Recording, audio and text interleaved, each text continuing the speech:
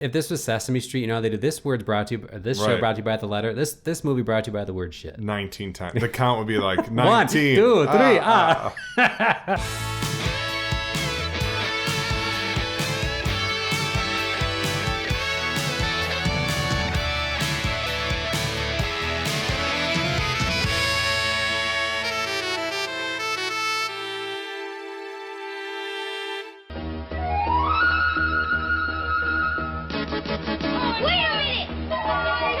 Steven Spielberg presents The Goonies, a Richard Donner film.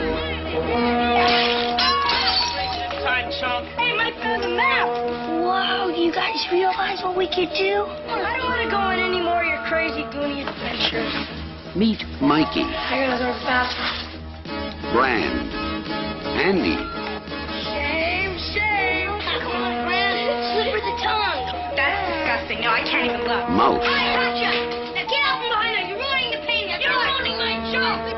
Stephanie, Data, Booty banger. Ow. Guys, isn't that neat? and Chunk. Sloth.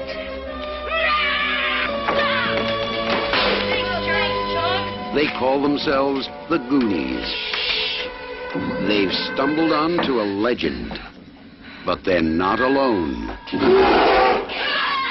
Chunk, I hope that was your stomach. No.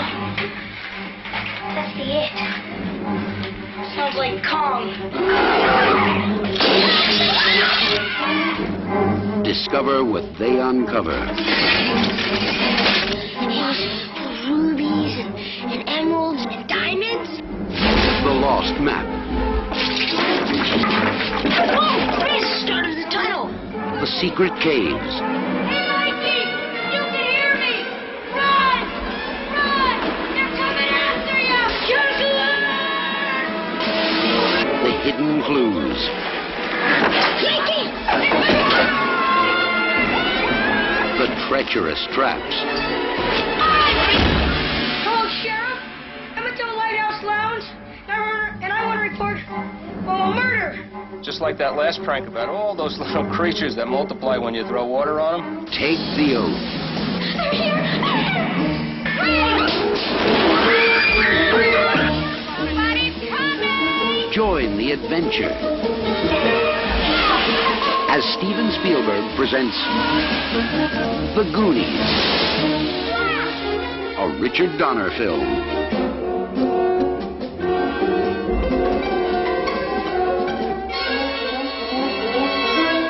Are we going to fight? Are we going to actually fight for once? No. Good. End of podcast. I do want to get some background. Okay. You saw this many times because we've had several movies where one of us had seen it as a kid, the other hadn't. This one you saw growing up. Mm-hmm. Loved it. Okay, watched it a lot. I mean, not as much as Labyrinth, but it definitely was in the top 10. Okay, it was in the rotation. Yes, it was excellent.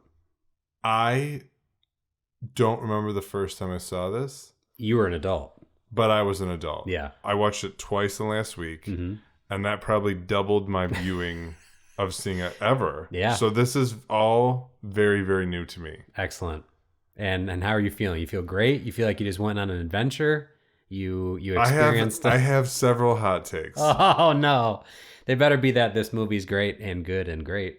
My first take is this is not a kid's movie. And I'll tell you why. Mm-hmm. Okay, I'm open. I'm opening my heart to. I'm listening. There are so many swear words. Yeah, there's a lot of swears. We tried watching it with the boys several months ago, and we lasted about 5 minutes. There are so many shits. There's a lot of... There is one. Do you know how many shits? Hold on. There's a number. Do you know how many? Yeah, 19. Did you? Damn, I was going to use too? that for trivia. There's one 4 minutes in. Mm-hmm. There's 3 in the first 13 minutes. And that includes saying bullshit, too. Sure. And that's not including Data saying holy shit. So you could argue there's 20 shits. Yeah. Mm-hmm. That's a lot of shits. And as I'm watching this, I'm starting to realize, because I don't know what your go-to, like, if you drop something on your foot or you almost get into a car wreck, you just shout out like a swear, you shout out something. Mine's always, oh, shit. Like, without even thinking about it, oh, shit. And as I'm watching this movie, I'm like, I wonder if these are the building blocks for... Probably. For putting that in place. Probably. I found myself at a crossroads because a lot of kids' movies where there are kids swearing, it turns me off. And somehow it doesn't in this movie. I don't know why. Probably because nostalgia and probably because the 80s and probably because multiple reasons. But Chunk saying, oh shit, or getting caught when the statue breaks and he turns around and says, oh shit, what? There's just it tickles me to no end. And I'm fully admitting I'm a hypocrite. That's fine. But that kind of leads me to my initial hot take. Yeah. You only like this movie if you first watch it before the age of 10. And you can sigh all you want, but that's just... But this brings us back to this. I mean, this could really circle us back to the entire podcast, which is like how many of these movies actually hold up and how many of them are carried by nostalgia. Just pure nostalgia. Yeah. So this is a great litmus test. I mean, maybe we should just get into the basic details of the movie. Let's break it down. Released in 1985. When we were a whole 1 year old? I was not. I was born in 85. Depends when in 85. PG rating again. That is an 80. That is an 80s PG. We are pushing the boundaries. I wonder PG. If to get from PG to PG-13, it was 20 shits, and they said, okay, we're at 19. But you can have dead bodies with a gunshot wound to the head. Yeah. You can have someone Lots almost getting bones. his fingers blended off. Yeah. There's a lot of and you can get a statue with a dick. I mean, I don't see the problem with that. nor should you. An hour, 54 minutes. Yeah. 7.7 on IMDb. A 77% on Rotten Tomatoes. You see, they're aligning. The worlds, they're coming together. They're lining up to tell you that this movie is a good movie. And what's the meta score? I didn't get that. The meta score is a 62. It won 3 awards and had 7 nominations. I saw the 1986 Saturn Award Best Supporting Actress from Anne Ramsey. 2017 National Film Preservation Board. I don't know what that means. And then the 1986 Young Artist Award Best Starring Performance by a Young Actor in Sean Astin. Sean's great. The kids in this movie are great. The kids are great. There's no ellipses on that. There's an ellipses. What? Sean's performance bothers me. How? Why? Mikey. He's adorable. Sure. He's talking to One-Eyed Willy, who is not in the room. He's a child. The whole movie. He's a child, Is this Jim. what you were doing? Is this what you were doing, One-Eyed Willy? Did you not know friends who had imaginary friends, Jim? He's not imaginary. So He's even better. So that's even more justified. He's not there. He's not there. He was in our hearts the whole time. He was the One-Eyed Willy in our hearts. The kids are perfect. The acting is awesome. The way they play off each other is hilarious. They're great. The back and forth, great. The little rascals of the 80s. Mikey bothers me. Do you envision yourself casting somebody else in his place? Like, oh, I would put X. I would put this child in his place. Or just not him? No. I think he's a great man. Because he's like the main character for all intents and purposes. Yeah. Even though it's a loaded cast, it revolves around him. He's the one pushing him on. He's the one saying, this is farther than anyone's ever gone. We can do it. It's probably the script. I don't think it's the delivery. I don't think it's the actor. Okay. I think the character. So you think Mikey wasn't written? I think the character Mikey. There are times where it's just like, what are you doing? You're talking to no one. Okay. I can feel your. Hey, listen, I'm coming to this with an blinders on, with an open mind and a very harsh opinion that this movie is. And I am being proud. I feel you come correct. You come and you bring the heat. If this movie's shit, then you can call it shit. It's not. I have never felt more like Ebert in my life, and I hate it. Oh. I feel like I am being critical of a movie that we're like, oh, give it a rest. Like you said, he's a kid. But he's also, who are you talking to? The irony here pirate? is the one time that you feel like Ebert is the time that Ebert and Siskel love this movie. So you're gonna find yourself. I'm the anti-Ebert. I disagree with him in every you like a movie, Ebert hates it, and vice versa. Yep. So where we found this movie, I dusted off my DVD collection and pulled it straight out of there. I sure did. I watched it on Tubi. There's ads. Some of them are lengthy. You have to watch 4 ads to get to. That's a lot. But for free, I guess. For free. Yeah. And like you said, it's rated PG. Is pushing it. Some of the notes included for sex and nudity. You've got Troy trying to get a peek at Andy's underwear. Not, it's still, it's not, those aren't great scenes. Grow up. I would, I would rather them not be there, but that's the note there. Violence, a lot. There's just like a laundry list of violence. Profanity. If I'm telling you, Pause. I want to meet the people who write these because it's like Shakespeare and then the IMDb reviewers. S word is used a lot, but on F words and other mild profanity, and blasphemy is used in which might offend Christians who don't like to hear the Lord's name in vain. As opposed to the ones that do? If you're a good Christian, don't watch Goonies, is what this person's saying. Don't you dare. I mean, yeah. Don't do it. That adds up. You might by the first 3 minutes after you've seen enough children Then yell you the can word turn it shit, off. you might be upset. Taglines and plots, what I found was a group of young misfits called the Goonies discover an ancient map and set out on an adventure to find a legendary pirate's long-lost treasure. Saw that one too. And taglines, take the oath, join the adventure. And another line, it's excitement all the way as Steven Spielberg and Richard Donner, the makers of Indiana Jones, Gremlins, and Superman, combine forces to create the family adventure of the year. Family adventure, Jim. Yeah. Tell me you got a plot done poorly. I do.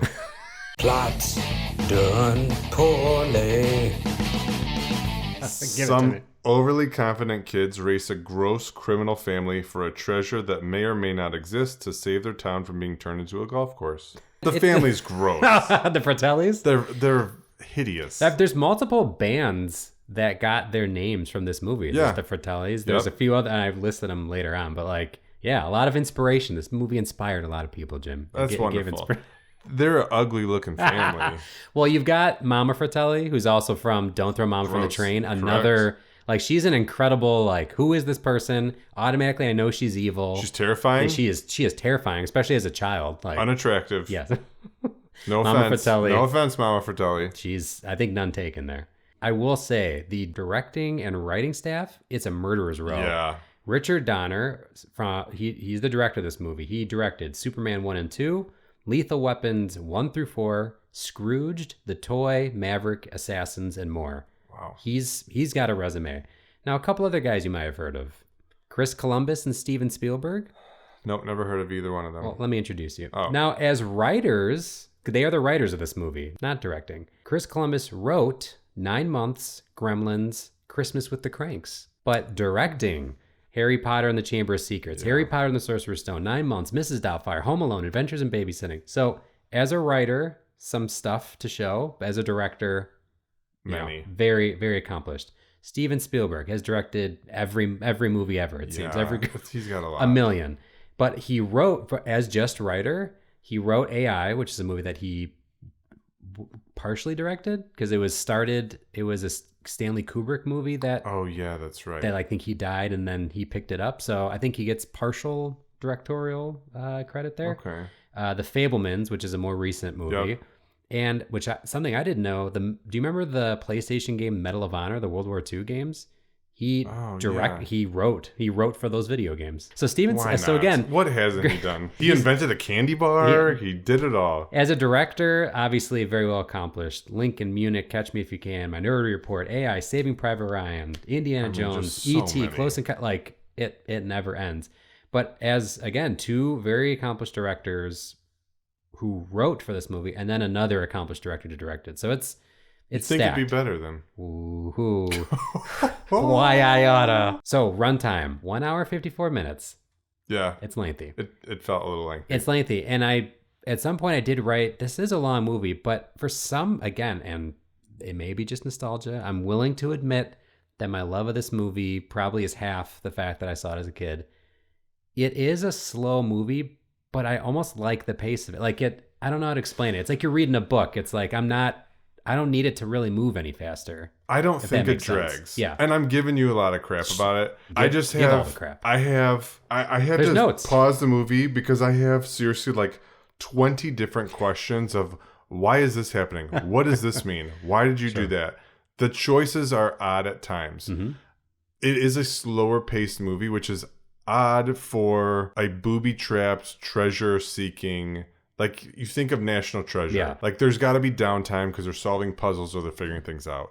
But I did not feel at any point like it's dragging. Right. It just felt like there were times where they're moving slower. It's kind of like Princess Bride. It's like a book. It's like a story. It's like there's Yes. stuff going on, but there are slow parts of this I think movie. I'm more disturbed by some of the choices than Okay. the actual plot itself. I right. did not think that it dragged. Okay. good note. I actually thought when I saw an hour 54, I was like, it's gonna be an issue, but really it somehow wasn't. Budget was 19 million. Doesn't seem like a lot for a movie with a pirate ship and some, action scenes. There's like a Legends of the Hidden Temple vibe. Yeah, like it's all the rocks falling away and Yep. like these giant boulders. I mean, that had to have taken a decent amount of Sure. You could have work. convinced me this movie was 30 million or more budget. It grossed 125 million dollars. Wow, did it gross a lot. Wow. And just like you said, Rotten Tomatoes, IMDb, 77%. It's got awards to its name. Now the Metascore. The Metascore is a 62, which means it ranges in this movie from as high as an 80 all the way down to a 20. Wow. That's 80. a big disparity. Yes. So an 80. Empire says, a rollicking good time is had by all in this adventure that is built on archetypal plot strands that tie together oh so well. The New York Times, it has crooks, bats, cobwebs, skeletons, a lovable monster, an underground grotto, and a treasure hidden by some of the most considerate, clue-loving pirates who ever lived. Their ghostly ship is the movie's piece de resistance. Okay. These are all 80s kids that wrote that. Oh, yeah. that loved this. And they wrote it today. And they wrote it just now. Ebert? Jim, 75. Roger Ebert.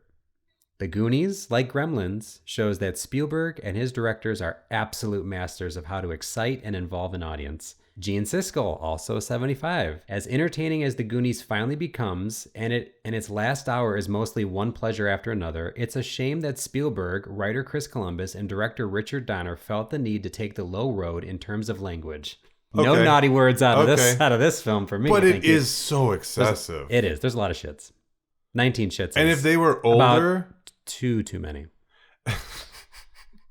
if they were older, Yes. fine. They're not. But They're like what, 10-year-olds? they are. But again, it's so easy for me to dilute this all because it's that total thing of when you're kids and there's a kid that's like a year older than you, they feel like they're 30 years older than you. Right. Versus now where like we see our kids and you're like, oh, you're all babies. You all wearing diapers still. So if you hear a kid our kid's age swear, you're like, that is, that's a fate worse than death. But a kid watching the Goonies and being that age, it's like, yeah, these are older kids. They're cool. They're swearing. But you're an like- adult now. But I'm an adult who's already reconciled with the fact that You are Chunk is walking going to say yourself. shit. No. Because every other movie, you're like, they're smoking. That's they true. kissed. That's they true. This, and you're like, ugh, gross. Yeah. What, did you love Andy making out all movie with Brand? No, I hated that. I will always stick to one thing, that is I don't want to see I kids can't make out. trust you. No. I cannot trust Kids you swearing, anymore. Oh, totally fine. TBD. TBD. Listen, Dropping some F-bombs. We're all now. Listen, Jim. An F-bomb is a whole other animal, but shit, I will laugh at the word shit. Now down to the San Francisco Chronicle gives it a 38. I would not take very young children to see the Goonies. Too intense. I would also discourage any adults who are borderline in their liking of children from seeing this film. The Goonies could easily turn a lot of otherwise tolerant grown-ups against children, and I'm assuming that would be a terrible thing. Wow. So if you like kids, you'll hate kids after you watch this movie. These kids, they're the worst, is basically what he's getting at. Okay, that's harsh. My issue with These kids are very lovable. They swear a lot, but they're lovable. They are lovable. Yeah. My issue with the movie, again, is if this is framed as a kid's movie. Yeah. Like, Cam is asking me questions that I'm not ready to answer. Like, Dad, what's going on with that guy in the freezer? He's dead. How do you know he's dead? Yeah. What am I going to say? Oh, he got shot in the head. Well, listen here, See Cameron. that Young dot Cameron. in his forehead? Like, he is so innocent and naive. Yeah, He yeah. doesn't even realize what that is. Sure. Which, thank God. Yeah, let's keep the innocence. But That's I'm fine. not going to tell him. Yeah. And so it just raises so many questions for you to, and he's almost 8. Yeah. So I think, okay, these kids in the movie are what, 2 years older than him or portraying. If They're probably actually like 8 years older. Than right. Yeah, they have mustaches. They're like, Hey guys, come on. we're third grade. What's up? So I think that's my biggest problem is that if this is a kids movie, It's a I don't kids know. movie It's like because kids between are in PG it. and PG-13. Yeah, it definitely should have been PG-13. I mean, this is kind of like a kid's national treasure. Yeah. Mm-hmm. With So you could just by swap saying out, shit a bunch of times. and they probably swear less than national treasure than they do in this movie. All right, let's take it from the top. The whole opening of the movie is just a jailbreak. We've got car chase scenes. I already have 2 problems. Zero. The 2 problems are that you have 2 problems. The opening scene, the note says to who it may concern. First off, it should be to whom. Oh, here comes. whom. All right, English majors, right in. To Come whom on, it may already. concern. And then you got Joey Pants just dumping gasoline all over his pant legs and shoes. Let's shoot a gun at the ground and Shooting set it a on gun at fire. gasoline. Not going to happen. It checks the Have you box. seen for cool. Mythbusters, Nick? This is not real. No, my I don't need any Mythbusters. Well, if you're a child and you see someone shoot a gun at gasoline, you know what's going to happen. It's going to burst into flames. The first scene already, I'm just like, okay, this is nonsense. This couldn't happen. But this car chase, the way that they use the car chase to introduce the town, introduce all the characters, people, the I characters. thought that was awesome. I mean, you and I both love let's get all the characters jump together. into it. Like we're getting everybody introduced. And you get Data like falling into an oil barrel for Sure. some reason. Why not? I don't know why Chunk smushed his pizza and is that like a strawberry milkshake on the window? Yeah. It's so it's like strawberry milk. Yeah. I don't think he'd be that careless with his food. No. That's, and for someone who is I will say, all things considered, as much as I love this movie, I've got my own hot take that comes and involves our good friend Chunk. Oh wow.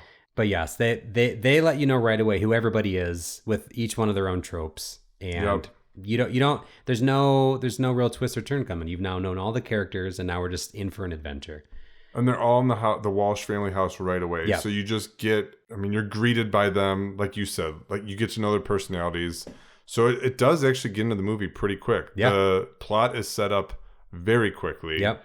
The guys come with the letter like, oh, Dad's going to have however many paychecks in a row to pay this up. So, all right, now we got to find a treasure and save the day. Let's go. So it's pretty simple. Yep. Simple concept, excellent execution. Just so many questions. So, now, what this podcast affords me for these movies is sometimes watching movies I've seen a bunch of times and finding things that I didn't see before or hear before. Mm-hmm. One of the things jumps out pretty early, which is they're in the house and, Brand and Mikey, it's the older brother, younger brother. They're being rough with each other. Brand says to Mikey, he calls him an adopted wuss. And I had to stop for a second. I was like, wait, is he adopted? Like, is that part of it? But it's never once mentioned that he is I think adopted. it's like a redheaded stepchild thing. Okay, so I was like, if that's a very strange insult. It's a specific It's insult. very specific for someone who's not adopted, but I was like, huh, okay. But it's also a weird... So that relationship is kind of a good older brother, younger brother. It is a really good one, all things considered. He is protective of Yes. him, but also is like, I'm going to be the one to give him crap. Yeah. So I'm actually fine with that. I thought they did a really good job. And I I wrote that think down, they're too.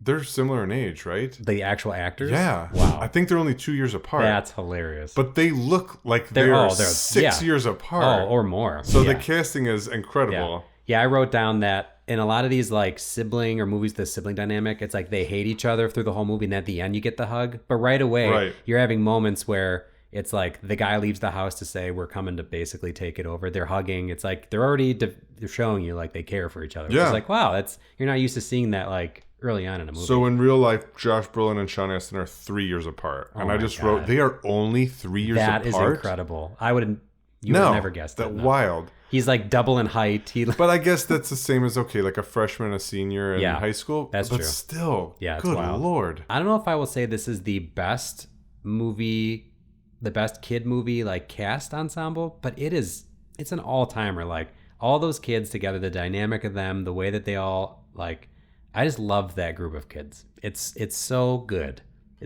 I'd be willing to say that there's the Little Rascals is on that Mount Rushmore, the Goonies, like it's really good. I think some of the kids are doing most of the heavy lifting. Sure, but I think in any... What is Andy's friend's name? I don't even... Steph. The only reason I knew is because of looking it up. So Martha Plimpton? Yeah.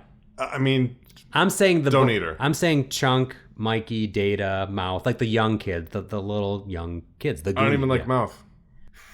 He's unlikable. I have a lot of questions. Again, I have so many questions. All right. Let's just get through this so you can answer. Because maybe there's just stuff that I don't realize. Okay. All right, fine. But Chunk throughout the movie has some of the best lines. He's calling people. Chunk's incredible.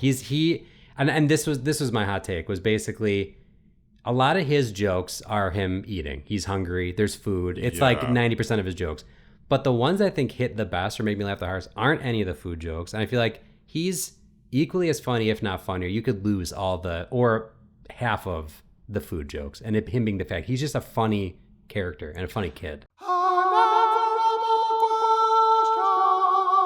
How is he not in more movies after this? I do not know. He's How- so good. He's so good in this movie. Again, I am critical of this movie. Yes, because But you I- love. It's tough love. Added a category of things that I liked. I like it. I think You're really going through it. I'm watching you go through the emotions. because if I were to say yes or no, enjoy this. Yeah.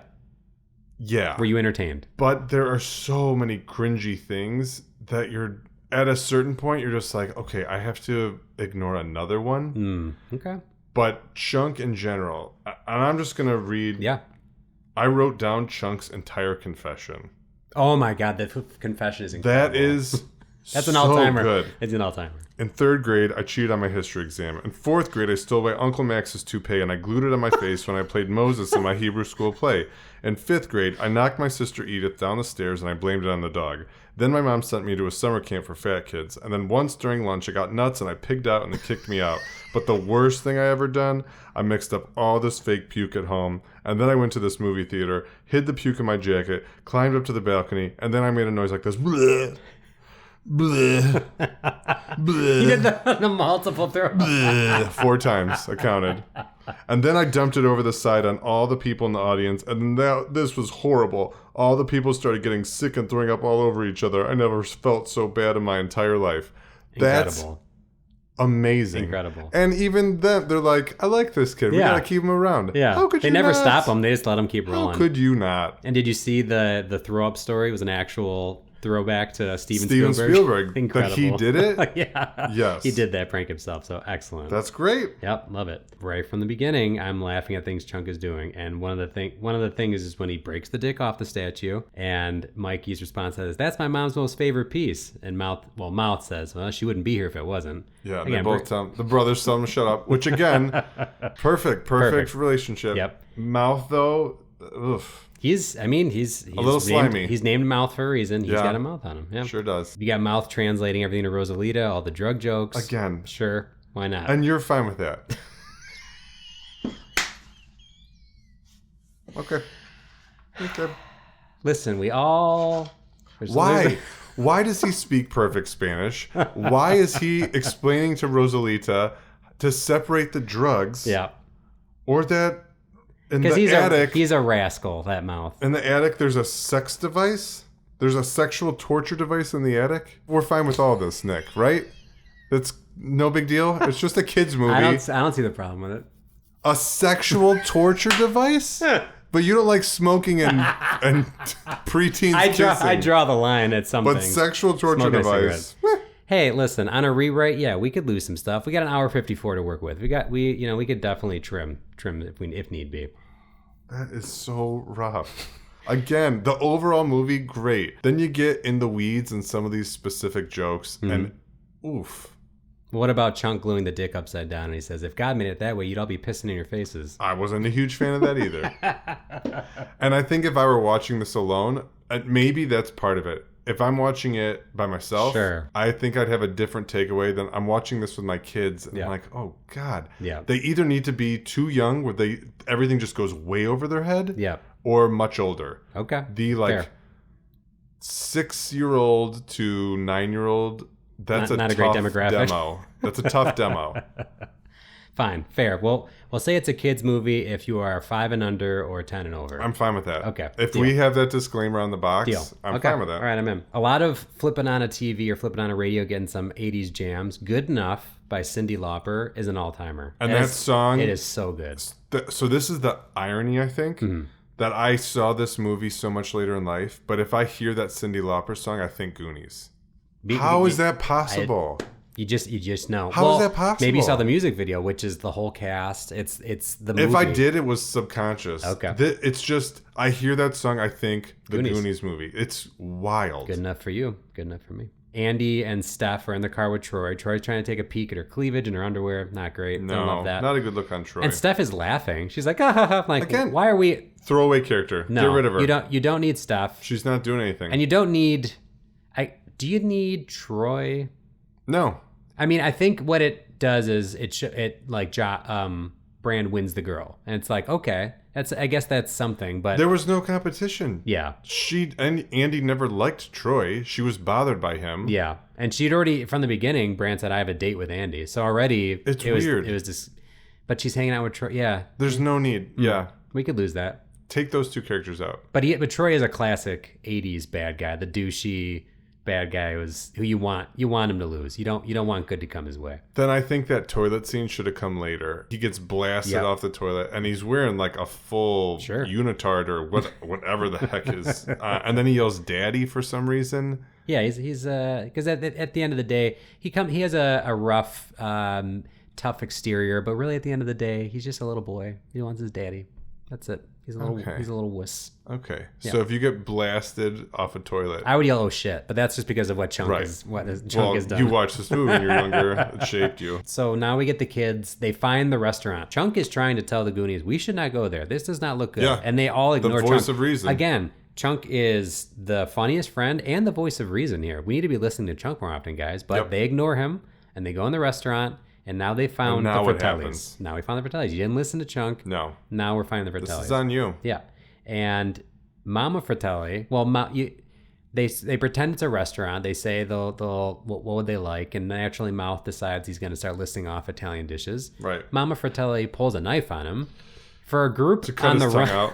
for a group of, for one person who's escaped jail and just a group of bandits on the run, you may want to keep a lower profile. Maybe not pulling a knife on kids who are probably going to run off and tell where you are. And how Not have they ideal. already killed multiple people where they have one in the freezer, one in the trunk? Yeah, I mean the family's tough at work. They've had one of the Fratellis is in jail, but they've still got. They're still doing work. And is it clear what he's in jail for? Is it the counterfeiting money? I mean, if that's the case, they are asking to get caught. That counterfeit money looks like shit. It's not great. It's not not even great. double-sided. No, and It's Monopoly what money. what I wrote down was the kids should have seen that and go, oh well, let's just let them do that because they're gonna get caught immediately. This looks terrible. Like this is the Chuck E. Cheese money. So again, it's Hindsight's 20/20. It sure is. And Mikey says he has to go to the bathroom so he can get out of the room, and that's where this is where we get Chunk saying, "This isn't the kind of place you want to go to the bathroom in." And I just had a good hearty laugh at that because that is Chunk's solid. 100% what a kid would say in that situation. And I give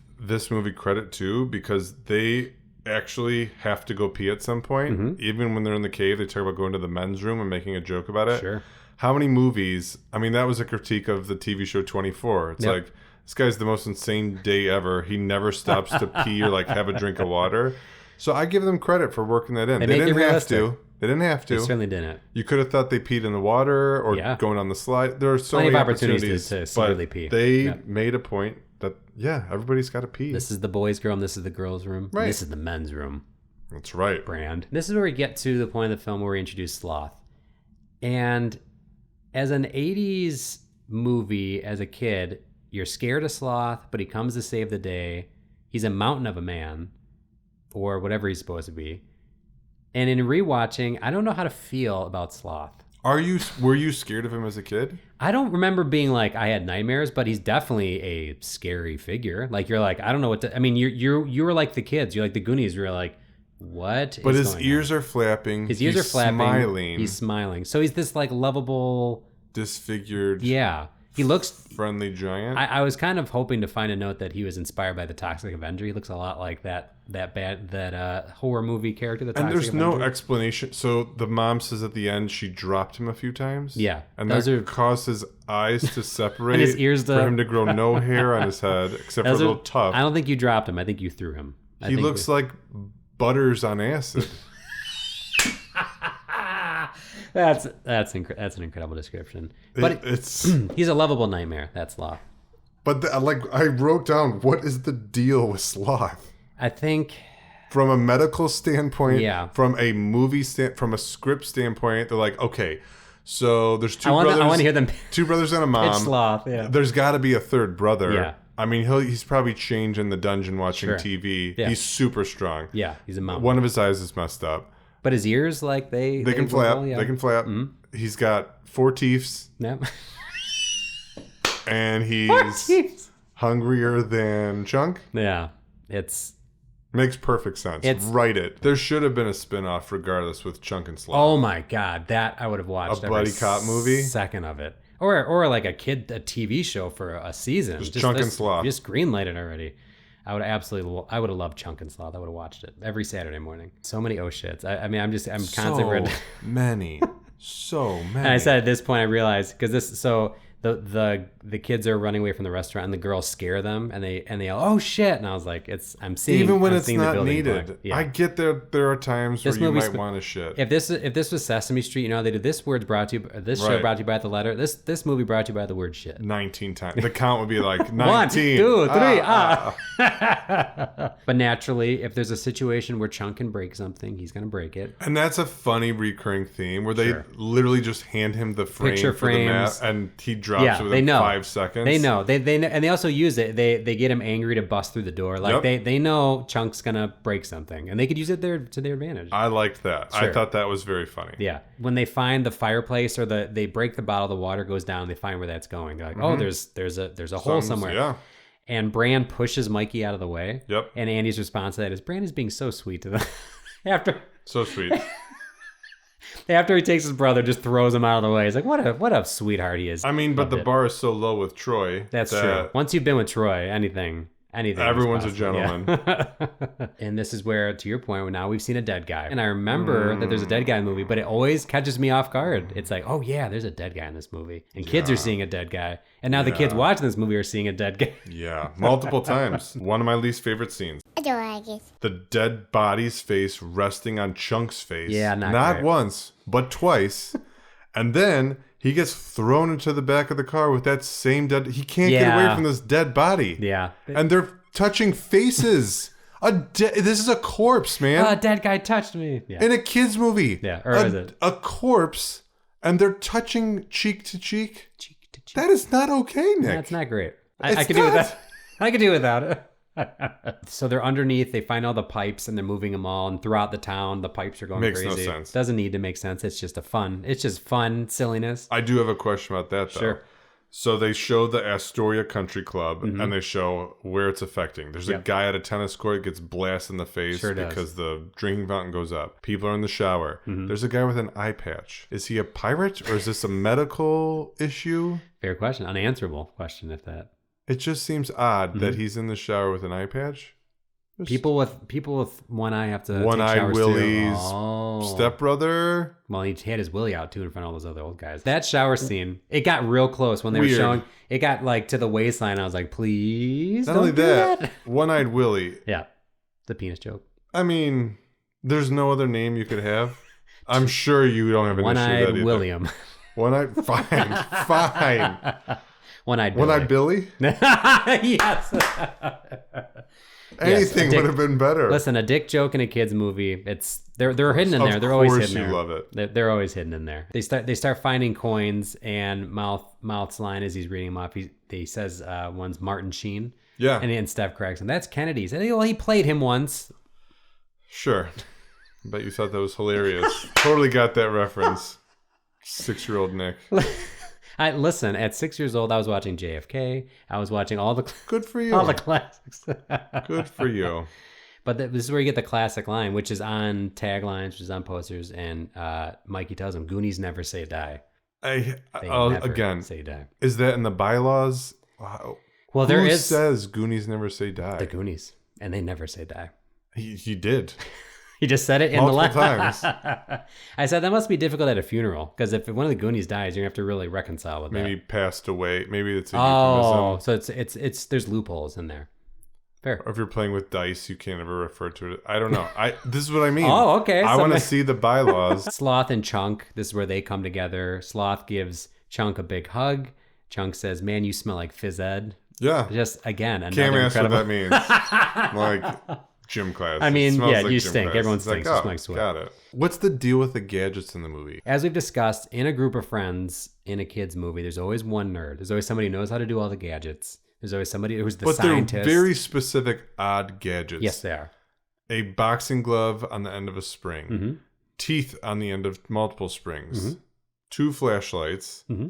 He's got oil shoes. Oil shoes, excellent. Slick shoes. How are you crafting these? And then you see at the end, like, oh, Dad also was an inventor. So, but even the Walshes have a freaking Rube Goldberg set up to open the gate. Mm-hmm. That makes no sense. And they're all crafty. There's those no Goonies. connection to Data. So why is it like that?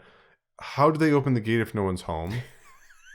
Someone does the truffle shuffle and it opens. There's all the booby traps in the labyrinth they're going through to get the treasure. Who set these up? Sure.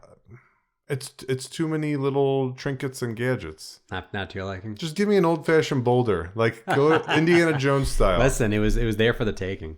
This is where in the movie you get the scene that I'm surprised you haven't called me out on it yet. Andy is trying to get Brand to come into the little cave area she's in. I got my eyes closed. Come find me. Mm-hmm. And Mikey walks in. Yeah. And naturally, the mix-up happens is that Mikey kisses her instead. Yep. You get the children kissing scene. Which I'm sure you loved. I didn't love it. I'll never love it. Blank check is the bar. So there's a lot to... Blank check is Troy. So there's a lot of breathing room. I'm not saying I liked it, but what I am saying is it's not Blank check. So it's not. This causes other issues because later Andy kisses Brand again and she says, "What happened to your braces?" Really? Yeah. You confuse the two? Then you're just an idiot. Sure. She's traumatized. She thinks she has to go back to Troy. She's having a rough go, that Andy. This makes no sense. We're getting towards the end and somehow we haven't gotten a nut shot yet, I'm thinking, but then it's exactly when I think. Thank God. But then it's exactly when I think that. Then we get 2 nut shots in a row. On the log? On the log. And then we get Data with his punching. Sure. I mean, we get several. In spades, we're getting nut shots. They find the pirate ship, which is awesome. It looks great because it's just a real ship that they built. Did you hear the trivia about the boat? It was an actual boat. It's called the Inferno. It was 105 feet long. An awesome name for a boat. And it took 2.5 months to construct. But they wanted to surprise the cast and show them the boat. You saw this? Yes. And they couldn't use it because Josh Brolin yelled, "Holy shit." And I said, "Really? You couldn't cut out one other shit?" I saw. That's the one that they went, whoa, that's Josh, one shit too many. language. Easy, Josh, Brand. Chill, easy. Guy. That's the one. We're only keeping the shits that we write, not the ones that just come out naturally. Yep. They start walking the kids off the plank. It doesn't look good for the Goonies. And this is where you get the classic line, "Hey, you guys." Sloth and Chunk come in to save the day. To the rescue. Yep. Captain Chunk, he says, "Captain Chunk." And Captain Chunk says, "Let's get the hell out of here." And on the way they go. So. Puts the sword in his teeth and slides down. You love it. You love to see the kid that they're bashing on the entire time. He's coming to save the day. And they just leave him. Yeah. They go get the police. Yeah. Oh, great. Thanks a lot, guys. Well, guess what? I'm going to have to save your hides yet again. You didn't listen to me when we were in the restaurant. Now here I come to save the day. My issue when Mama Fratelli makes Andy walk the plank, and then Brand comes running over and dives in after her. Just knock Mama Fratelli into the water. I mean, how difficult is that? I think that's a valid. He's a bit larger than her. Yeah, he could have just hip checked her and she would have been done. Just knock her in. Yeah. Okay, fine, Jim. Fine. But he was so fixated. One note on for the whole Andy. movie. Fine, Jim. Fine. Oh, her hands are tied together. There's no way she could swim.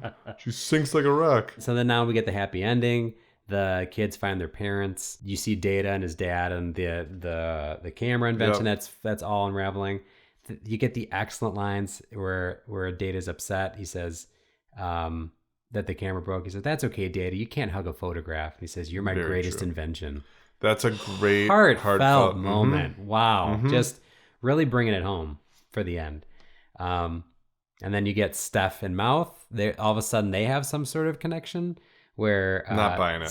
Steph says, "Your voice is kind of nice when your mouth isn't screwing it up." And he says, "Your looks are kind of pretty when your face isn't screwing it up." Adorable. And supposedly during the filming, those two could not stand each other. I saw that. According to his autobiography, choreography. I own it on paperback. And yeah, they didn't get along. Who could have guessed? Yeah. They seemed like they had great chemistry. Then you get Andy's line about kissing girls. Not great. Don't love it. You seem to skirt over the issues, Nick. Listen, with the things that you love, sometimes you take the good, you take the bad, take them both, then you have... You got the Goonies. Shitty movie. Chunk tells Sloth, "You're gonna live with us. You're gonna live with us, Sloth." I didn't. It's Sloth likes this. His ears flap. Parents have nothing to say to this. Sure, no, let's bring this towering giant into our house that could, at any point, if we upset him, smash our heads together. How would this go wrong? This is where you get Rosalita. She finds the jewels. They don't have to sign the papers. Immediately, he rips up. We don't have to discuss this anymore. I don't know what the value of those jewels is. We're ripping this thing up. It's all said and done. 2 notes I have. He rips the paper up. He throws it in the air, and clearly you see other paper that was shot up. Well, he threw it up so fast and he grabbed more and threw up more. I think is what happened. Well, then good on him. And were those really enough gems to save the entire neighborhood? Because that wasn't just their house, right? Right. So those gems, what is the value in your estimation? Because the boat's sailing away in the distance. No way anyone could possibly catch up to that? No. It's just gone. It's just gone. To the Bermuda Triangle or somewhere. One-eyed Willy. He's out of here. Okay. He lost his jewel. Well, he's got some jewels to go with, and he's off for his own adventure, Jim. Okay, I'm not buying that. I'm not buying that ending. You're not buying it, Jim? No. You've got newscasters coming. They're trying to interview the kids. They're asking them what happened. What was what was going on? And Data he says, "Oh, the octopus was scary." And it stopped me in my tracks because I was like, "Have I not paid attention to this movie I've seen many times and missed this scene?" So he was just trying to embellish, correct? No, wrong. At around an hour 45, in the final sequence, when the police and reporters are asking the kids what they went through in their journey, Data states the octopus was very scary. In the final cut of the film, that line was left in there, but the scene of them fighting the octopus was cut from the final film. So it's a reference to a scene that no longer exists. So take it out. This is stupid. Jim? This is so stupid. Trivia and facts. The Goonies is loosely based on the true story of the Santo Cristo de Burgos. This was a real-life ship that went missing somewhere off the Oregon coast in 1693. Archaeologists believe that some pieces of timber found along the shoreline are the remains of the fabled ship. So this is kind of loosely based off of something that could be true. Which means it's good. True is good, Jim. The action takes place on Saturday, October 26, 1985, the same day on which the events of the original Back to the Future took place. Wow. So you have that whole connection. Sure. June 7th was officially declared Goonies Day by the mayor of Astoria in 2010. And the bats in the movie were made of crumpled black pieces of crepe paper shot out of an air cannon. Wow, that's fun. fun. Very realistic. Yeah. According to Sean Astin, he was allowed to keep the treasure map used in the film. Several years later, his mother discovered it, thought it was a crinkled piece of paper, threw it out. Ugh, incredible. Rough.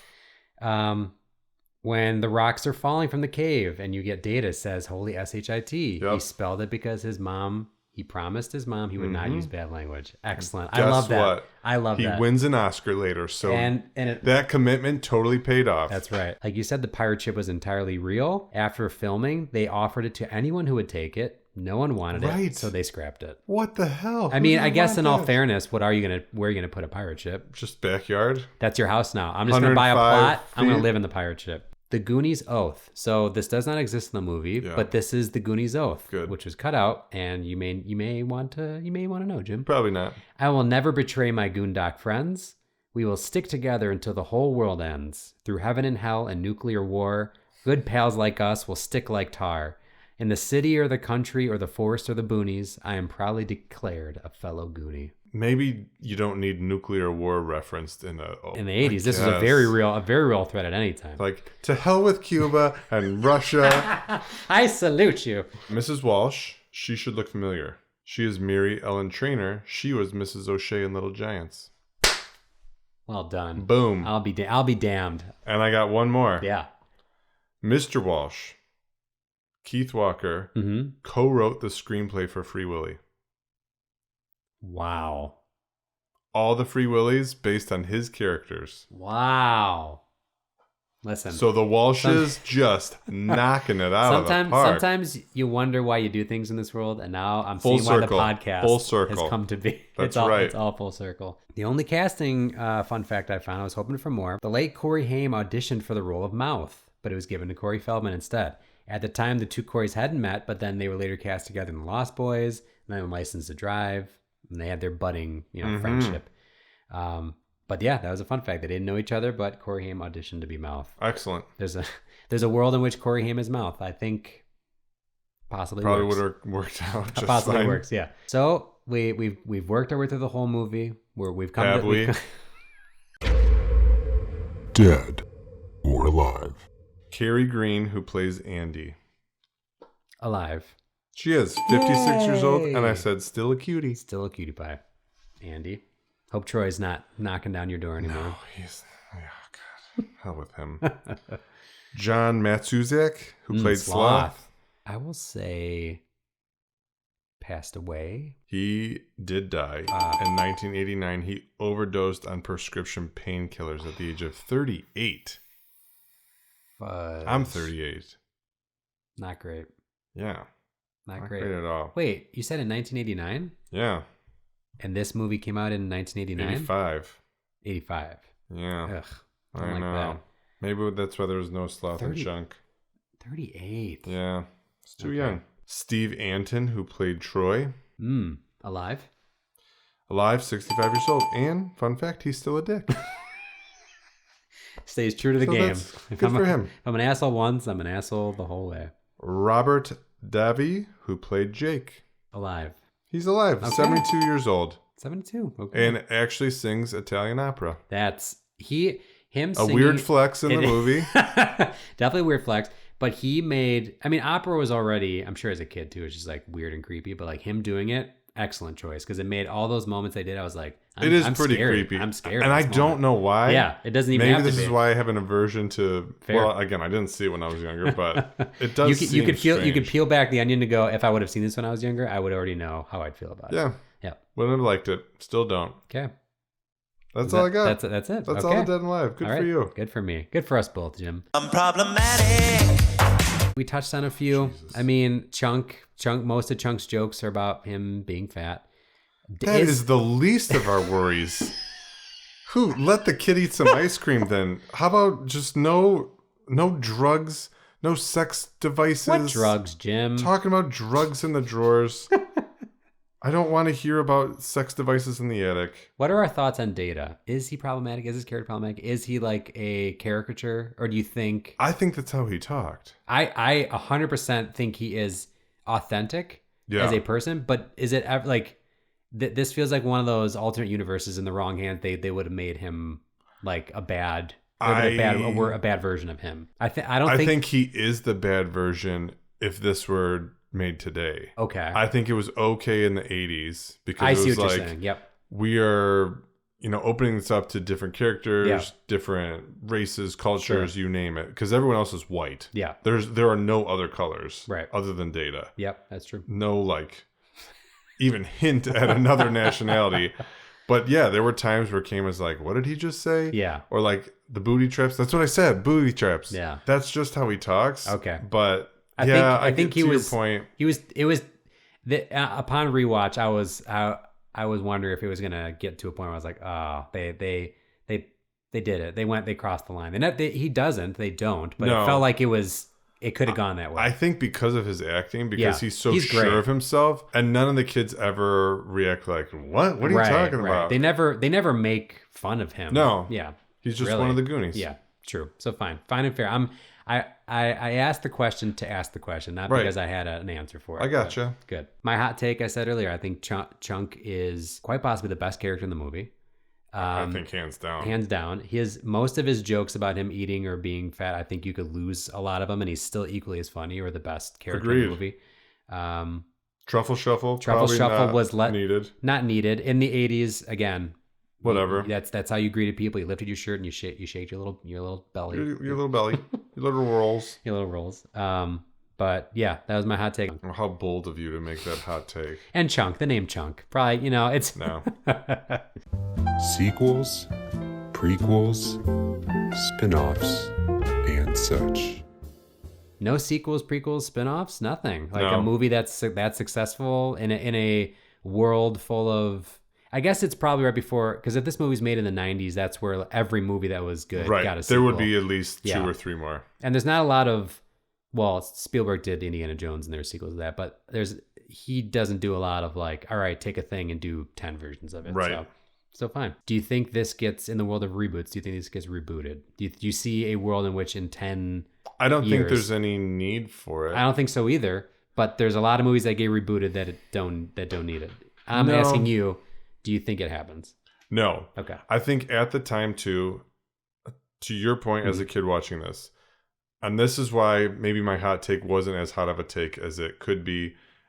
If you're 10 and under and you watch this, these are kids that are fighting against the world.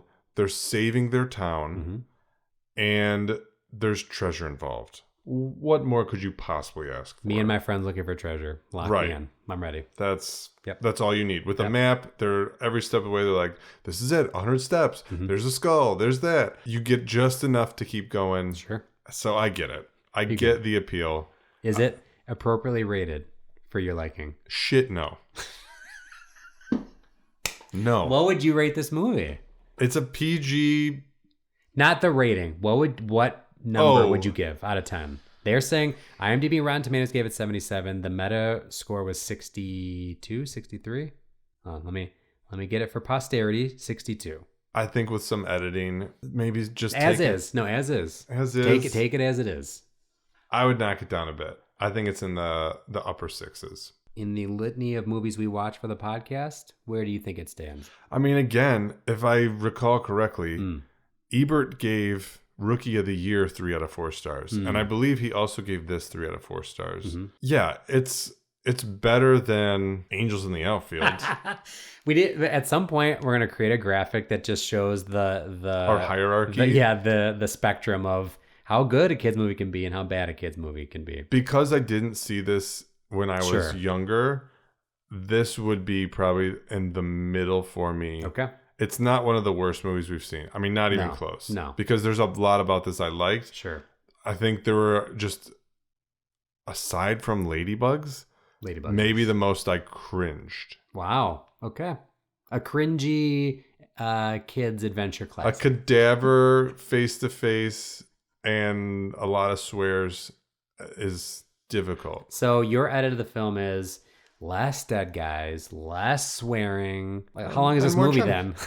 And more chunk. This is a 10-minute movie with your edit? I think we can cut out, because those were and I even read somewhere that like they were strategic with where they put the profanity because it was usually in a scene that was loud. So if the whoever was showing the movie, if they chose to turn up the volume of other things, they could almost like blur it out. Wow, did not see that. Okay, so I don't think the edits would be much. I'm not taking out entire scenes. Yeah. Although the blender scene was a little rough. Blender scene's rough. But you also get the confession before that. So again, this is that. I'd probably only cut like a minute total. It would just be like taking out a swear here and there. Maybe cut that down to only 12 shits instead of 19. Now we got ourselves a winner. Yeah. For a 2-hour movie, that's is what we talk about. We talk about Little Rascals and movies that like, where would you cut? Aside from maybe like Steph and Mao, like certain, like I don't know what your maybe Troy. Yeah, I guess there's some things you can lose. Take out the wishing well scene. Yeah, maybe. But you get an excellent. He flips the coin down and it flips back up to him. Like, even in parts that like feel like you could lose them, there's usually something that partially or mostly redeems it. Right. So 77 accurate rating, says Jim. Not quite. And you? Do you think it should be higher? No, I think 77 is good. I mean, for most of the movies we do, this is high, and especially I've never seen IMDb and Rotten Tomatoes shake hands. Right. It's like this. I think 70. I kind of assumed it would be like 70, and so seeing 77, I was like, wow. Okay. Yeah, I was a little surprised. So I think it's high, but I understand why, and I'll go with the one time I'll agree with Rotten Tomatoes and IMDb. I'll say I'm holding their hands on this one. I'll go with 77. I have one final hot take. Kind of would have liked to have seen that golf course. What is the name of the golf course? Just wonder what it would have looked like. Do they call it the Goonies? Did the developers rub it in their face and say like, welcome to the Goonie Hills? I just think the background was very picturesque. I would have liked to. Would have made an excellent golf I would have liked to have played at that course. Still would have shot shit on. We still would have been terrible. I would have put balls in the water every time. Thank you for listening. Please follow, rate, review, like, and subscribe to the show on Apple Podcasts, Spotify, and anywhere else you listen to podcasts. Follow us on Instagram and Facebook, and tune in next week when we review another cinematic masterpiece from our childhood. Until then, oh shit.